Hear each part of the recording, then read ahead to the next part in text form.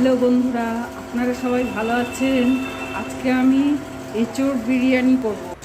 এই এই আলু আর বয়েল করা যে এঁচোড়টা সেদ্ধ করে ভেজে রেখেছি। আর এই বেরেস্তা ভাজার এই যে বেরেস্তা ভাজার তেলে একদম গ্যাস অফ করে গরম তেলে আমি একটু পাপরিকা পাউডার কাশ্মীরি লঙ্কার গুঁড়ো দিয়েছি রং করার জন্য। এইটা ওপর থেকে ছড়াবো। আমি বিহারি স্টাইলে আমি বিরিয়ানি বানাবো, কোনো ঘি দেবো না, সর্ষের তেলে রান্না হবে।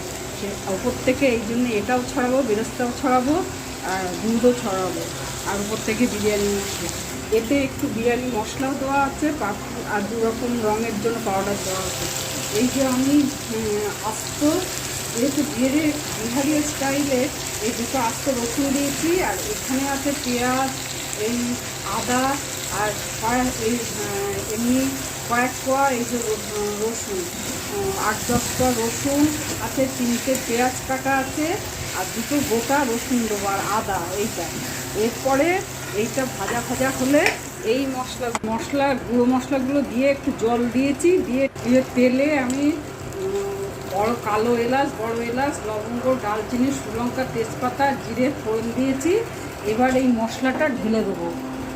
এই যে একটু মশলাটা কষা আছে, এঁচোড় আলু দিয়ে দিয়েছি, বেশি কষবো না।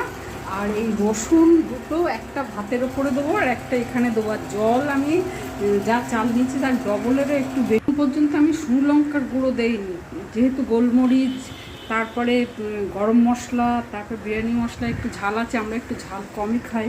শুধু কয়েকটা কাঁচা লঙ্কা, এই যে চাল আধ ঘন্টা ভিজিয়ে রেখে এই দিয়ে দিচ্ছি, আর হাই হিটে একটু ফোটাবো।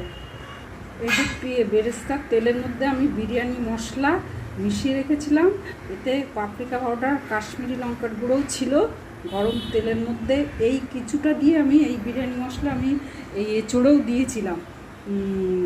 আর এইটার সঙ্গে আমি 1 চামচ গোলাপ জল আর 1 চামচ কেওড়ার জল মেশাবো। সব এই করে দিয়েছি, ছড়িয়ে দিয়েছি।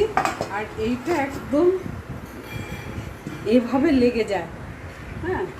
আর এই চাটু গরম করেছি, একদম ফুল হিট দিয়েছি, প্রিহিট হয়ে গেছে।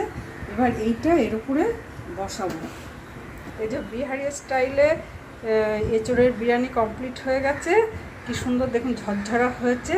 প্রথমে এই যে চাটুর ওপরে রাখা, চাটুর ওপরে হাই হিট প্রিহিট করে, প্রথমে তো 5 মিনিট হাই হিট ছিল, তারপরে সিমে দিয়েছি 15 মিনিট, তারপরে এই ঢাকনাটা খুলেছি আরও 20 মিনিট বাদে গ্যাস অফ করার পরে।